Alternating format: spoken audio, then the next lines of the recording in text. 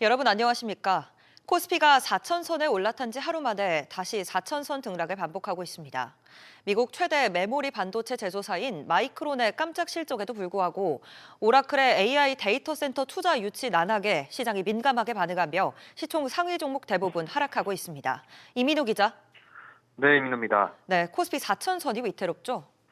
네, 오후 3시 기준 코스피는 1.15% 떨어진 4,009.68에 움직이고 있습니다. 지수는 1.7% 떨어진 3,980선에서 시작한 이후 4,000선에서 등락을 반복하고 있습니다. 개인이 3,400억 원어치 사들이고 있지만 외국인과 기관이 각각 3,100억 원, 500억 원을 팔면서 하락폭을 키우고 있습니다. 특히 시총 상위 10종목 중 SK하이닉스를 제외하고 모두 하락세입니다. 시총 상위 종목인 LG에너지솔루션이 포드와의 9조 6천억 원 규모의 배터리 공급 계약이 해지되며 9% 가까이 급락했고요. HD현대중공업, 한화에어로스페이스가 각각 3%, 2% 가까이 빠지고 있습니다. 간만 미국 뉴욕 증시에서 기술주 중심의 나스닥이 휘청인 영향이 큰데요. 메모리 반도체 업체 마이크론의 깜짝 실적에도 불구하고 오라클이 추진하는 대규모 AI 데이터 센터 프로젝트가 핵심 투자자 이탈로 무산될 수 있다는 보도가 악재로 작용했습니다. 같은 시간 코스닥 역시 1% 넘게 빠진 902.36에 거래되면서 간신히 900선을 지키고 있습니다. 네, 지금 달러원 환율은 어떻게 움직이고 있습니까? 네, 서울 외환시장에서 환율은 외환스와프 가동 영향으로 60전 내린 1,477원 90전에 거래되고 있는데요. 환율이 1,500원 턱 밑까지 치솟자 외환당국은 외화 수급 안정을 위해 규제를 완화하기로 했습니다. 금융기관을 대상으로 하는 고도화된 외화 유동성 스트레스 테스트를 유예하고 국내 증권사 계좌가 없는 외국인의 코스피 거래를 허용하기로 했습니다. 또 증권사들은 고환율 속 투자자 보호 차원에서 해외 투자 신규 마케팅을 중단하기로 했는데요. 고환율의 원인 가운데 하나로 꼽히는 서학개미의 투자를 부추기지 말라는 금융당국의 압박에 따른 걸로 풀이됩니다. SBS 비즈 이민우입니다. 이재명 대통령이 정부의 업무보고 자리에서 한 발언에 따라 특정 테마주가 급등락하고 있습니다. 정책 실현 가능성을 따져보지 않고 추격 매수에 나섰다가는 낭패를 볼 수 있어 유의가 필요합니다. 신다미 기자. 네, 신다입니다. 네, 어떤 업종들이 요동치고 있나요? 네, 대표적 카지노주인 파라다이스는 어제 7% 가까이 떨어진 후 오늘도 약세를 이어가고 있습니다. 롯데 관광개발도 어제 6.8% 급락했는데요. 이재명 대통령이 이틀 전 문화체육관광부 업무보고 자리에서 외국인 전용 카지노 사업을 민간이나 특정 개인에게 허가해주는 구조를 특혜로 볼 수 있다며 공공 영역에 내줘야 한다는 취지의 발언을 내놓은 영향입니다. 정부 허가를 받아 외국인 전용 카지노를 운영하는 두 기업의 주가는 급락한 반면 공기업으로 운영되는 카지노 운영사 GKL은 어제 0.55% 소폭 오른 데 이어 오늘도 상승세를 보이고 있습니다. 네, 또 어제는 탈모주가 큰 폭으로 올랐었죠. 네, 그렇습니다. 어제 모발이식 관련 기업인 메타랩스와 TS 트릴리온, 이노지는 모두 상한가로 마감했습니다. 이 대통령이 지난 16일 보건복지부 업무보고에서 탈모 치료제에 대한 건강보험 급여 적용을 적극 검토하라고 지시한 영향인데요. 이에 하루 만에 탈모 샴푸와 치료제를 만드는 업체들의 주가는 무더기 급등했습니다. 지난 12일 국토교통부 업무보고에서 철도 차량 납품 지연 문제를 공개적으로 질타하며 지목된 제작업체인 다원시스는 지난 15일 26% 넘게 폭락한 후 약세를 이어가고 있습니다. 최근 이와 같이 대통령 발언 한마디에 주가가 급등락하는 사례가 늘어나고 있는데요. 전문가들은 정책 기대감으로 움직이는 테마주는 단기 급등 후 주가 하락으로 큰 손실을 볼 수 있다며 추격 매수는 유의해야 한다고 지적하고 있습니다. SBS 비즈 신다입니다. 각종 규제에도 서울 아파트 가격이 계속 오르고 있습니다. 서울 25개구 가운데 절반에 가까운 12개구가 상승폭이 가장 커졌고 전세 가격도 오르고 있습니다. 김동필 기자. 네, 김동필입니다. 네, 일단 상승폭 확대는 멈췄지만 상승세는 유지되고 있는데 지역별로는 어떤가요? 네, 한국부동산원조사에 따르면 12월 셋째 주 서울 아파트 값은 0.18% 오른 것으로 나타났습니다. 상승폭은 지난주 수준을 유지하면서 현재 46주 연속 상승하고 있는데요. 서울 25개 자치구별로는 광진구와 성동구 등 12곳에서 상승폭을 넓혔습니다. 반면 송파구와 강남구, 동대문구 13곳에서 상승폭이 줄거나 유지한 것으로 나타났습니다. 부동산원은 시장 전반에 관망 분위기가 형성된 것으로 보고 있는데요. 그럼에도 개발 기대감이 있는 지역이나 대단지 신축 아파트 위주로 상승 거래가 나오면서 서울 전체 상승세가 유지되고 있습니다. 네, 또 이 전세 시장은 상승폭이 더 커졌다고요? 네, 그렇습니다. 서울 아파트 전셋값은 0.16% 상승하면서 지난주보다 상승폭이 0.01%포인트 커졌습니다. 자치구별로는 서초구가 잠원동과 반포동 위주로 0.58% 오르면서 가장 상승폭이 컸습니다. 강동구나 강남구 등도 0.2%대 상승하며 서울 전셋값 상승세를 이끌고 있습니다. 부동산원은 매물 부족 현상이 지속하는 가운데 학군지나 역세권 등 정주 여건이 좋은 단지들을 중심으로 수요가 꾸준히 늘고 있다고 설명했습니다. 한편 전국 아파트값과 전셋값은 각각 0.07%, 0.09%씩 오르면서 모두 지난주 대비 상승폭을 넓혔습니다. SBS 비즈 김동필입니다. 은행권의 홍콩 H지수 연계 ELS 불안전 판매와 관련한 제재 논의가 오늘 오후 시작됐습니다. 은행 5곳에 사전 통보된 과징금 규모만 2조 원대로 이 불안전 판매 제재로서는 사상 최대 수준인데요. 과징금과 징계 수위가 얼마나 깎일지가 관심입니다. 현장에 나가 있는 취재기자 연결합니다. 유선우 기자. 네, 리선우입니다. 네, 회의 시작됐나요? 네, 조금 전 오후 2시부터 서울 영등포구 금융감독원 본원에서 제재심의위원회가 진행되고 있습니다.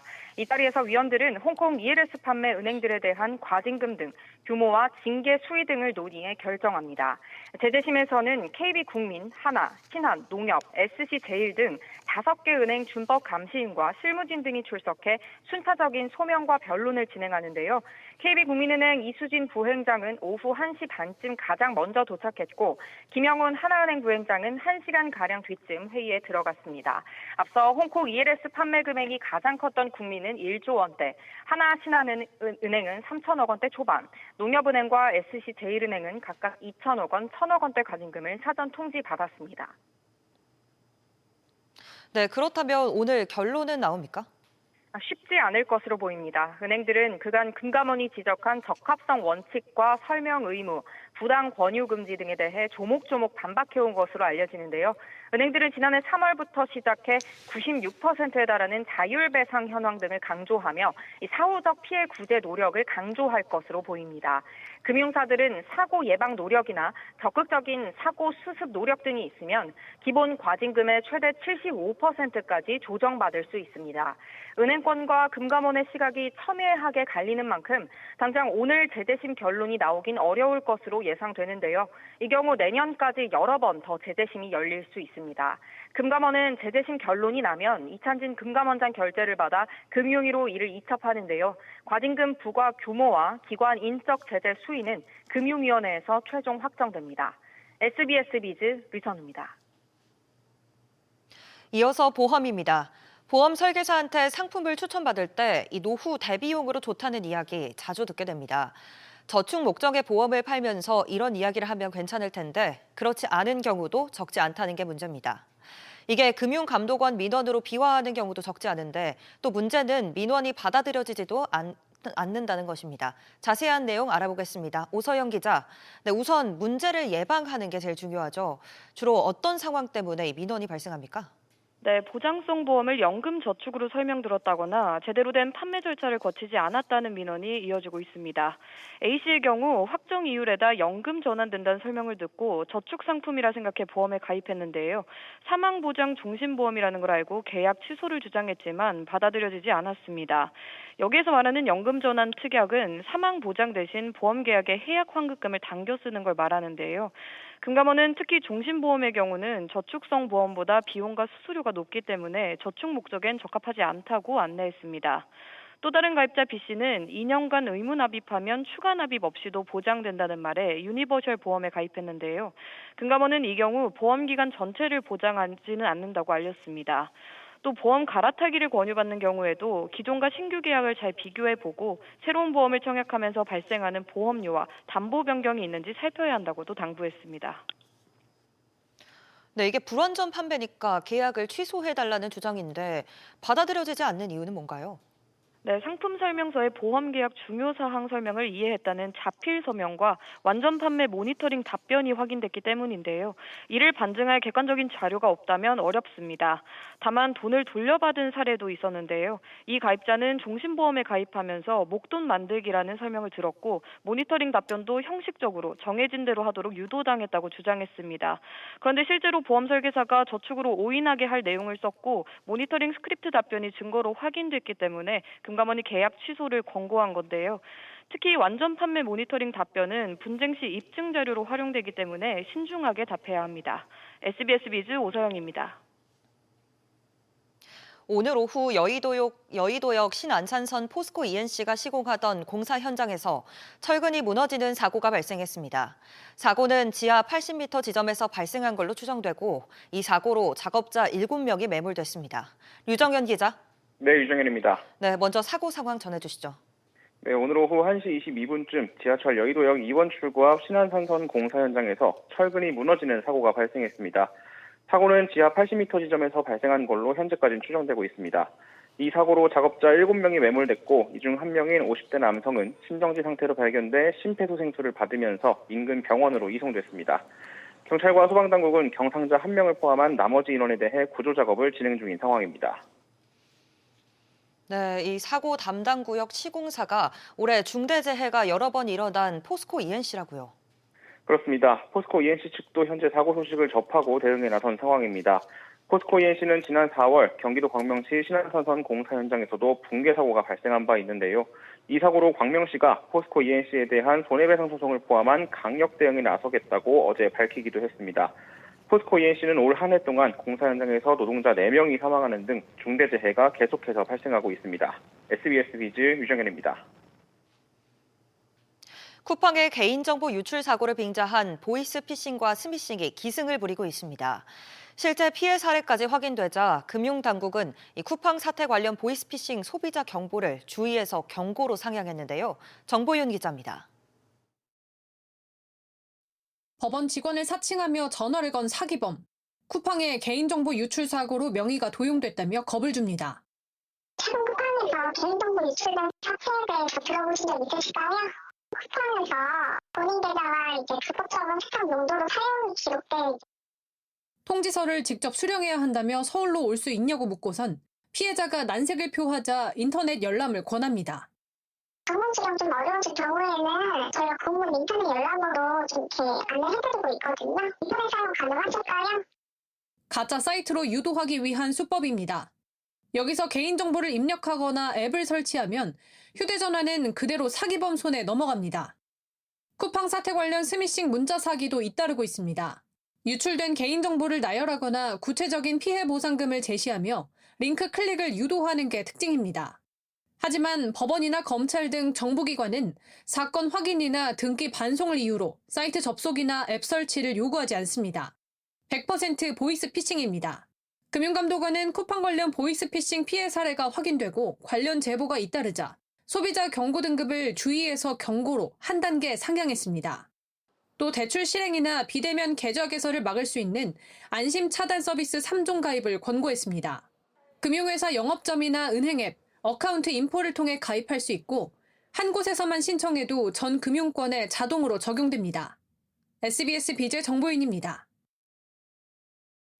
초대형 정보 유출 문제를 여전히 수습하지 못하고 있는 쿠팡 사태와 관련해서는 이커머스 업계 전반에 지각 변동이 점차 확산되고 있는 모습입니다. 가장 적극적인 경쟁자는 역시 네이버인데 연계할 수 있는 유통업체를 점차 늘리면서 이른바 반쿠팡 연대를 만들고 있습니다. 정대한 기자, 이번엔 어떤 연계가 추가됩니까?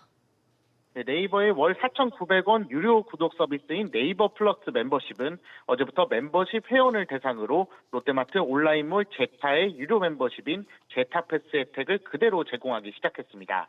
롯데마트가 지난 8월 출시한 제타패스는 월 2,900원만 내면 15,000원 이상 구매 시 무제한으로 무료 배송을 받을 수 있고 매주 새롭게 들어오는 신선, 가공식품을 5% 할인된 가격에 살 수 있는데요. 지난 9월부터는 컬리와도 협업해 컬리 앤마트를 운영하고 있는 네이버는 멤버십 회원이면 2만 원 이상 구매 시 무료 배송 혜택을 제공하고 있습니다. 같은 이커머스 업계더라도 동맹을 맺고 배송 및 상품을 강화함으로써 최근 유출 사태에 흔들리고 있는 쿠팡을 따라잡기 위한 전략으로 풀이됩니다. 네, 이번 사태를 계기로 다른 이커머스들도 바쁘다고요? 네, 그렇습니다. 신세계그룹 계열 이커머스 G마켓은 자사의 빠른 배송 서비스인 스타배송의 주말 정리의 프로모션을 신설할 예정인데요. 금, 토, 일 오후 8시까지 상품을 주문하면 다음 날 도착하는데 매주 생필품, 가공식품 등 특가 상품 3종을 엄선해 할인가에 판매할 계획입니다. 스타컴도 오는 21일까지 연말 장보기 특가전을 열고 최대 반값 할인을 진행하는데요. 스타컴은 지난 8일부터 새벽 배송 무료 기준을 4만 원에서 2만 원으로 낮춘 데 이어 업계 최고 수준인 결제 금액의 7% 적립을 앞세운 새로운 멤버십인 쓱7 클럽을 다음 달 출시할 예정입니다. SBS 비즈 정대한입니다. 해외 브랜드 화장품을 온라인에서 해외 직구로 사시는 분들 많으시죠? 국내 가격보다 훨씬 저렴하기 때문인데 문제는 안전성입니다. 해외 직구 상품 이 5개 중 1개꼴로 유해 물질이 검출됐습니다. 우형준 기자의 보도입니다. 국내외에서 인기인 프랑스산 로션입니다. 국내 정가가 4만 원인데 직구로는 2만 원대면 살 수 있습니다. 이렇다 보니 화장품을 직구하는 소비자들이 해마다 늘고 있습니다. 해외 셀럽들이 하는 브랜드들이 많으니까 그냥 써보고 싶어서 사는 거긴 한데 몇 번 사봤어요. 좀 싸게 팔아가지고. 그런데 최근 해외 직구로 산 화장품 1,080개를 검사했더니 230개가 국내 안전 기준을 초과한 것으로 나타났습니다. 부적합률이 가장 높은 건 두발용과 손발톱용 화장품이었습니다. 일부 두발용 화장품에선 발암물질인 포르말데히드가 국내 기준치의 50배가 넘었는데 중장년층이 많이 쓰는 두발용 흑채에선 발암성 니켈 성분도 검출됐습니다. 색조 화장품에서도 중금속인 납 성분이 기준치의 22배에 달했습니다. 붉은 반점, 부어오름, 가려움증 등의 이상 증상이 있는 경우 제품 사용을 즉시 중단하고 전문의 진료 등을 통해 적절한 조치를 받아야 합니다. 부적합 제품의 10개 중 9개는 중국산이었고 판매 사이트별로는 알리익스프레스가 95%를 차지했습니다. 부적합 판정을 받은 제품의 상세 리스트는 식약처 홈페이지 해외 직구 안전성 정보에서 확인할 수 있습니다. SBS 비즈 우형준입니다. 예약만 해놓고 나타나지 않는 이른바 노쇼 피해를 막기 위해 정부가 위약금 기준을 대폭 강화했습니다. 고급 음식점은 최대 40%, 예식장은 최대 70%까지 위약금을 물릴 수 있게 됐습니다. 지웅배 기자, 노쇼 위약금 구체적으로 얼마나 오릅니까? 네, 공정거래위원회는 소비자 분쟁 해결 기준을 개정해 노쇼에 따른 위약금 한도를 오늘부터 높인다고 밝혔는데요. 주방장에게 메뉴 구성을 맡기는 일본 코스 요리, 이른바 오마카세나 파인다이닝과 같은 고급 레스토랑의 경우 위약금이 기존 10% 이하에서 40% 이하로까지 높아졌습니다. 이들의 경우 식재료를 당일 준비해서 부도 피해가 큰 만큼 예약 기반 음식점이라는 유형으로 따로 분류됐습니다. 일반 음식점의 경우에도 총 이용금 20% 이하로 정할 수 있게 했습니다. 또 일반 음식점이어도 단체 예약처럼 특수한 경우엔 역시 예약 기반 음식점으로 볼 수 있습니다. 다만 예약 기반 식당은 사전에 소비자에게 문자 메시지 등 알아보기 쉬운 방법으로 안내한 경우에만 가능하고요. 지각도 노쇼로 보려면 이 역시 사전에 고지돼야 합니다. 예약 보증금 한도 역시 기존 10%에서 고급 식당 40%, 일반 식당 20%로 상향 조정됐습니다. 네, 또 예식당 기준도 바뀌었죠? 네, 취소에 따른 피해를 고려해 위약금 한도를 높이되 예식장 측 사정으로 취소하면 소비자 역시 그보다 더 큰 피해를 입는 만큼 책임 주체에 따라 비율을 달리했습니다. 소비자 측 사정으로 취소되면 예식이 남은 일수에 따라 40%, 50%, 70%로 구분되고요. 사업자 측 사정으로 취소되면 예식 29일 전 이후론 구분 없이 70%가 기준이 됩니다. 이 밖에도 천재지변에 따른 숙박 당일 취소 기준을 명확히 하고 스터디 카페와 관련된 분쟁 해결 기준도 신설됐습니다. SBS 비즈 지웅구입니다. 현대자동차그룹이 소프트웨어 중심의 모빌리티 전환을 위해 올해 연말 임원 인사를 단행했습니다. R&D 본부 차량 개발을 총괄해온 만프레드 하러 현대차 부사장과 STF를 담당하는 정준철 제조부문장이 사장으로 승진했고 북미 시장 성과를 이끈 윤승규 부사장도 사장 인사에 포함됐습니다. 현대차그룹은 이번 인사를 통해 기술 경쟁력 강화와 조직 체질 개선에 속도를 낸 방침입니다. 올해 상반기 근로장려금으로 가구당 평균 48만 원이 지급됩니다. 국세청은 지난 9월 접수한 상반기 근로장려금으로 114만 가구에 총 5,532억 원을 오늘 조기 지급한다고 밝혔습니다. 상반기에 신청하지 못한 경우에는 내년 3월 하반기 신청이다 5월 정기 신청을 통해 근로장려금을 받을 수 있습니다.